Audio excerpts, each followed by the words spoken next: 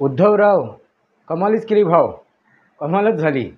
उद्धवरावांनी तर कमालच केली असंच म्हणायला लागेल. जे काय एक्झिट पोल आले आहेत वृत्तवाहिन्यांचे त्याच्यात कमालच केली. मित्रांनो, कमालच ती बघायला हवी.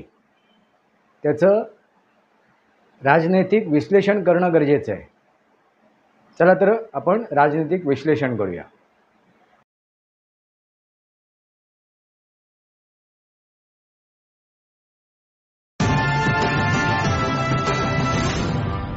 नमस्कार मित्रांनो, वास्तवावर बोलू काहीतरी या शृंखलेमध्ये पुन्हा एकदा आपलं स्वागत. नमस्कार मित्रांनो, वास्तवावरती बोलू काहीतरी या शृंखलेमध्ये पुन्हा एकदा आपलं स्वागत. मी आपला मित्र राजेश वासंती साबाजी केळुसकर. मित्रांनो, कमालच केली उद्धवरावांनी, कमालच केली उद्धवरावांनी, कमाल केली असंच म्हणावं लागेल. कारण एक्झिट पोलमध्ये जे काय वृत्तवाहिनी संस्थेने एक्झिट पोल आपले सादर केले आहेत, जे काय विश्लेषण केले आहेत, त्यामध्ये उद्धवरावांना त्यांनी अगदी सुयश दिलेलं आहे, भरघोस यश दिलेलं आहे, मानलं पाहिजे. मित्रांनो, त्यांनी त्यांचे जी काय सर्वेक्षण केलं, परीक्षण केलं, निरीक्षण केलं, त्याचे त्यांनी सॅम्पल पीस कसे होते वगैरे याच्यावर आपण नको जाऊया. पण मित्रांनो, गेल्या या लोकसभा निवडणुकीच्या प्रचार काळामध्ये, प्रचार सभेंमध्ये, त्या दरम्यान या वृत्तवाहिनी संस्थेने असं काय शोधून काढलं, काय परीक्षण केलं, काय निरीक्षण केलं, हेच मला काय कळलं नाही. मित्रांनो, ठीक आहे, एक्झिट पोल आता उद्या अगदी वास्तवातले पोल येणार आहेत. दूध का दूध पाणी का पाणी होणार आहे. मी सुद्धा एक एक्झिट पोल तुमच्यासमोर मांडलेला आहे. आता तो किती एक्झिट पोल वास्तवात येतोय, उतरतोय, ते उद्या येणाऱ्या काळात सांगेल. पण मला ह्या वृत्तवाहिनी जे संस्था आहेत ना, ह्यांच्याबद्दल एक हसावं असं वाटते. हसावं की रडावं असं आता वाटायला लागलं आहे. मित्रांनो, पत्रकार, वृत्त देणारे यांना आपण या लोकतंत्राचे, लोकशाहीचे चौथा स्तंभ समजतो. हा चौथा स्तंभ, या चौथ्या स्तंभाला आता वाळवी लागलेली आहे असं दिसून येते. 2014 पासून तर ती वाळवीने अगदी तो हे झालेला आहे. म्हणजे आता तो खांब कधी कोसळेल सांगता येत नाही, अशी परिस्थिती निर्माण झालेली आहे असंच मला दिसून येते. मित्रांनो, वास्तव समोर ठेवणं, अगदी तळापर्यंत जाऊन, मुळापर्यंत जाऊन माहिती गोळा करणं आणि ती जनतेसमोर ठेवणं आणि आपली विश्वासार्हता काय ठेवणं, टिकवणं, हे सुद्धा यांना जमलं नाही. हळूहळू आता वृत्तवाहिनी संस्थेकडून अगदी मग ते इलेक्ट्रॉनिक असो किंवा ते छापील असो, म्हणजे छापील जे वृत्तपत्र येतात ते असोत, इथून आता जे वाचक आहेत किंवा दर्शक आहेत यांचं आता मन उभं घ्यायला लागले त्यांना, असं दिसून आलं आहे. कारण मित्रांनो, माझ्यासारख्या यूट्यूब चॅनलवरती येऊन लोक आता ऐकायला लागलेत. माझ्यासारख्या यूट्यूब चॅनलवरती येऊन आता ऐकायला लागलेत.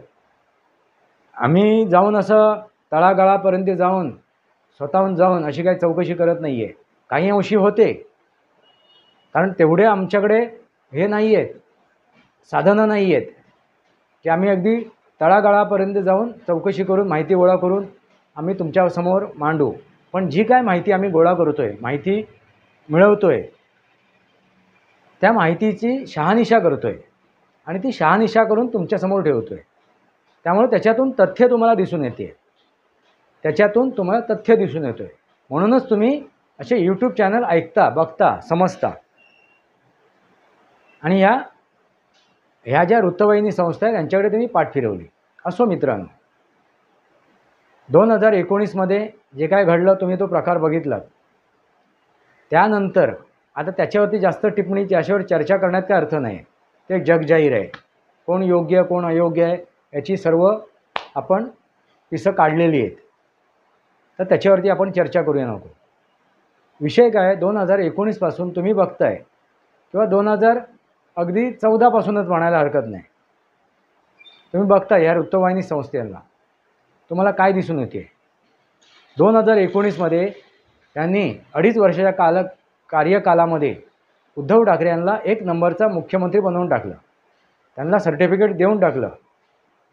त्यांचा उदो केला. त्यांची जाहिरात केली. मित्रांनो, लक्षात आलं का?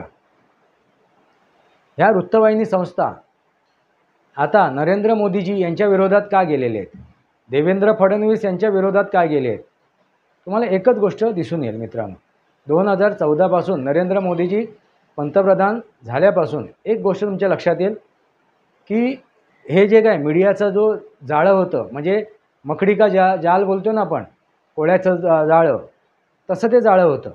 आणि ह्या जाळ्यामध्ये ते नेत्यांनासुद्धा ऐकत नव्हते, मुजोर झाले होते. कारण त्यांनी असा दबदबा निर्माण केला होता की आम्हाला जर तुम्ही इज्जत दिली नाही, मान सन्मान दिला नाही, तो आजही मिळतो आहे मान सन्मान इज्जत, पण त्यांची जी अपेक्षा आहे तितका मान सन्मान, म्हणजे आम्हाला डोक्यावर जर तुम्ही बसवलं नाहीत तर आम्ही तुम्हाला जमिनीवर पाडू, आपटू, तुम्हाला तोंडावर आपटू आम्ही. ही जी त्यांची मानसिकता झाली होती ना, ती खोडून काढली गेली, ती पुसून गेली नरेंद्र मोदीजी पंतप्रधान झाल्यानंतर. कारण देशी विदेशी ते त्यांचं पर्यटन व्हायचं कुटुंबासकट, त्यांचं बंद झालं. त्यामुळे ही वेळ त्यांच्यावरती आलेली आहे. अगदी खाणं पिणं मजा मौज मजा अगदी कुटुंबासहित जी होत होती, आणि ते पण कोणाच्या पैशावरती? तर जे टॅक्स देत आहेत. टॅक्स कोण देत आहे? तर ह्या देशाची जनता देते आहे.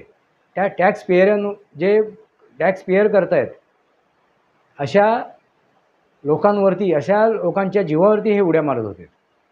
कारण नेते मंडळी, हे राजनेते कोणाच्या जीवावरती पर्यटन करतात किंवा देशामध्ये आपली हे करतात, तर ते टॅक्स पेअरच्या पैशांवरती. देश कशावर चालतो? टॅक्सवरती. मित्रांनो, लक्षात आलं का? ही मजा त्यांची बंद झाली, फुकटची शान शौकी बंद झाली. त्यामुळे हे आता विविध प्रकारे, नाना प्रकारे अगदी प्रयत्न करत आहेत नरेंद्र मोदीजी कसे काय सत्ता बाहेर होतील. मित्रांनो, 2019 पासून 2024पर्यंत तुम्हाला हेच दिसून आलं असेल. काय दिसून आलं असेल? तर फक्त विरोधी पक्ष, विरोधी संघटना, विरोधी नेते सत्ताधाऱ्यांच्या विरोधात बसलेले नाही आहेत, तर हे पत्रकारसुद्धा आहेत, ह्या वृत्तवाहिनी संस्थासुद्धा आहेत. त्याबरोबर हे यूट्यूबर तर आहेच, तो ध्रुव राठीसारखे यूट्यूबर आहेच, त्यांना आपण नाकारू शकत नाही आहे. कारण विदेशी फंड ह्यांना मिळतो आहे, आणि ते दिसूनसुद्धा आलं. चीनने ह्या पत्रकारांना जे विदेशी मदती केलेले आहेत, सहाय्य केलं आहे, हे दिसूनसुद्धा आलेलं आहे. त्यांचं भांडाफोड झालेलंच आहे. मित्रांनो, असो तो विषय. ह्याच वृत्तवाहिनी संस्थेने उद्धव ठाकरे यांना 1 नंबरचा मुख्यमंत्री बनवला. मित्रांनो, आपण आता येतोय कुठे? एक्झिट पोलकडे. कारण ही सगळी प्रस्तावना महत्त्वाची नाही आहे. उद्धव ठाकरे हे ह्या वृत्तवाहिनी संस्थेने काय केलं आहे? त्यांना अगदी उच्च शिखरावर नेऊन बसवलं आहे, उत्तुंग शिखरावर नेऊन बसवलं आहे. पण त्याच्या मागची कारणं नाही त्यांनी सांगितली. काय बेस आहे? कुठल्या बेसवर ते या पदावर, ह्या स्थितीला गेले आहेत? काय यश प्राप्त केलं हे ते सांगू शकले नाहीत. त्याने एक कारण सांगितलं, ते म्हणजे उद्धव ठाकरे यांना काय होती? ह्या जनसामान्यांची एक सहानुभूती होती, एक सहानुभूतीची लाट होती. मित्रांनो, मी स्वतः उत्तर पश्चिम लोकसभा मतदारसंघामध्ये जे काय सर्वे केलं, ज्या दिवशी मतदान होतं त्या दिवशीच घाटकोपर ते मुलुंडपर्यंत, तर मला अशी कुठलीही सहानुभूतीची लाट दिसली नाही की उद्धव ठाकरेंच्या अवतीभोवती आहे. एक गोष्ट नक्की दिसली, ती म्हणजे दिशाभूल करणं, संभ्रम निर्माण करणं. म्हणजे खोटं बोला, रेटून बोला, खोटं बोला, रेटून बोला. आणि जे काय त्यांनी चालवलं होतं 2.5 वर्षाच्या राजकारणानंतर, त्यांच्या मुख्यमंत्रीपद गेल्यानंतर 50 होके, एकदम ओके, बाप चोरला, अमुक चोरला, तमुक चोरला, त्याची धार निघून गेली होती. मित्रांनो, हे दिसून आलं, त्याची धार निघून गेली. जनतेच्या लक्षात ही गोष्ट आली होती. पण एक गोष्ट नक्की लक्षात आली, ती म्हणजे तुष्टीकरणाचं राजकारण. तुष्टीकरणाचं राजकारण. केवळ ज्यावेळेला मी मुस्लिम बहुसंख्यक जे हे आहेत, मोहल्ले आहेत, ज्या ठिकाणी मुस्लिम मतदार आहेत, तिथे जी मी हे केलं, सर्वे केला, माहिती मिळवली, तिथे मला दिसलं, तिथे मला लक्षात आलं की ते युतीच्या विरोधात आहेत. पण त्यांचा अजेंडा एकच आहे. त्यांचा अजेंडा काय आहे जगाला माहिती आहे. याच्या अगोदरही मी तो सांगितलेला आहे. काय आहे? हिंदूंच्या विरोधात. काय हिंदूंच्या विरोधात? तुम्हीच सांगा आता, तुम्हीच उत्तर द्या. तुम्हीच उत्तर द्या. तुम्हाला काय वाटते? तुमचं काय म्हणणं आहे? मित्रांनो, तुम्हाला काय कळलं इतक्या वर्षात, इतक्या दिवसात? काय कळलं तुम्हाला? तरीसुद्धा सांगतो, गजवा हिंद. मित्रांनो, गजवा हिंद हाच एक त्यांच्या समोर काय आहे? विषय आहे. हा त्यांचा एक मुद्दा आहे. मित्रांनो, पण या उभाटाने जे काही केलं तुष्टीकरणाचं राजकारण, याचाही परिणाम दिसून आला. बाळासाहेबांची विचारधारा तर कधीच त्यांनी पुसून टाकली. मग कुठल्या बळावरती, कुठल्या ताकदीवरती? खोटं बोला, रेटून बोला याच्यावरती, किंवा ह्या तुष्टीकरणाच्या राजकारणावरती? कुठल्या गोष्टीवरती, कुठल्या बळावरती, कुठल्या ताकदीवरती उद्धव ठाकरे यांना यश दिलेलं आहे हेच मला कळलं नाही. मित्रांनो, मी 2 जागा दिल्या आहेत. मी जे एक्झिट पोल दिलं आहे काल, तुम्ही जाऊन तो एक्झिट पोल मला मागा, तुमच्या लक्षात येईल. मी तिथे विश्लेषण केलेलंच आहे. मुद्दाम जाऊन बघा तुम्ही तो एक्झिट पोल. आता तो कितपत योग्य ठरतो आणि कितपत अयोग्य ठरतोय तर उद्या कळणारच आहे. तरीसुद्धा मी अभ्यासपूर्वक, विचारपूर्वक माहिती गोळा करून हा एक्झिट पोल बनवलेला आहे. तुम्ही जाऊन नक्की ऐका.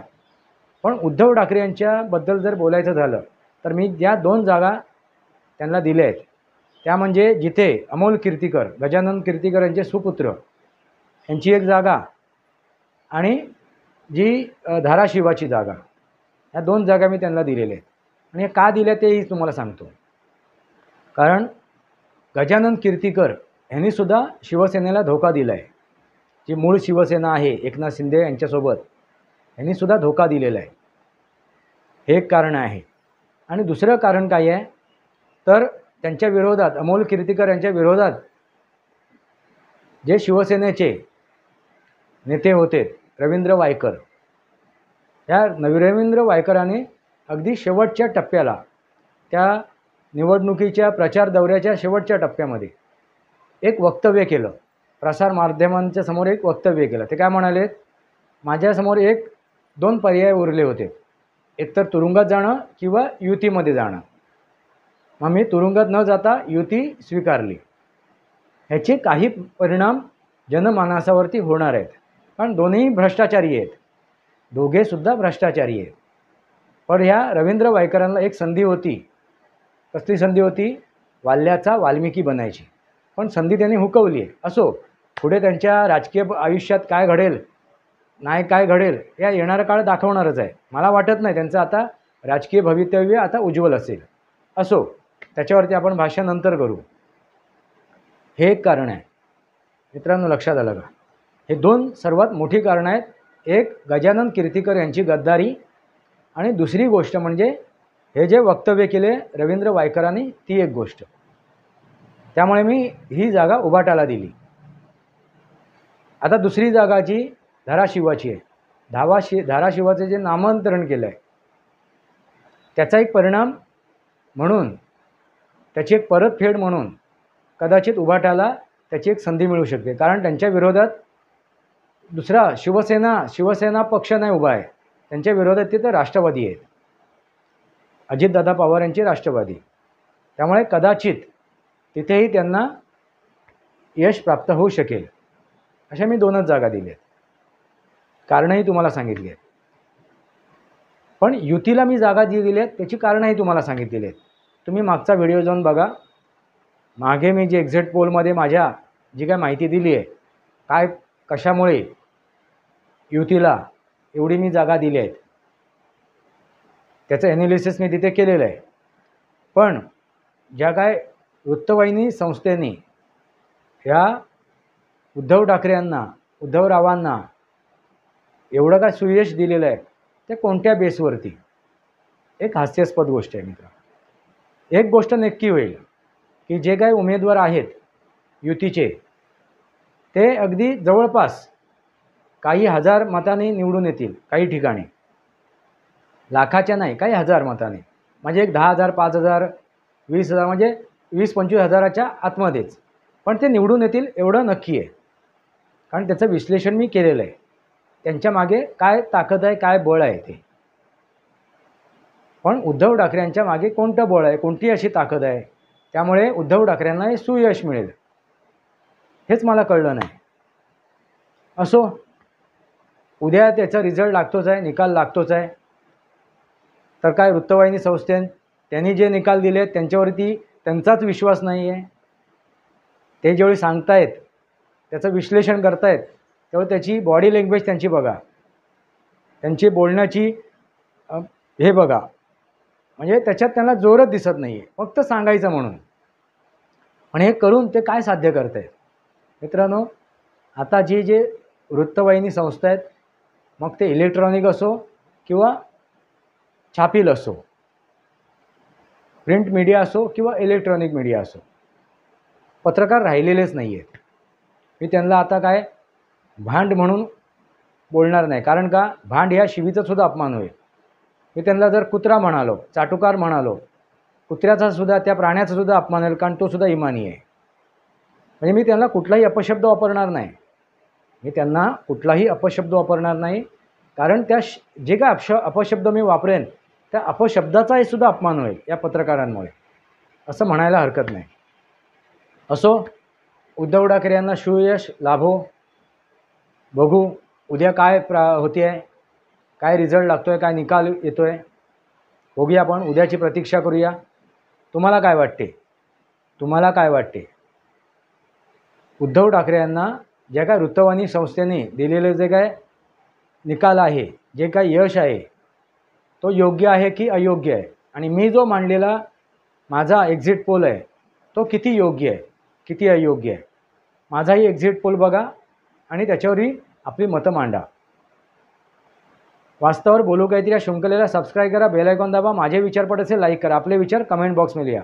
तुर्तास इतकंच. भारत माता की जय, वंदे मातरम. जय भारत, जय महाराष्ट्र.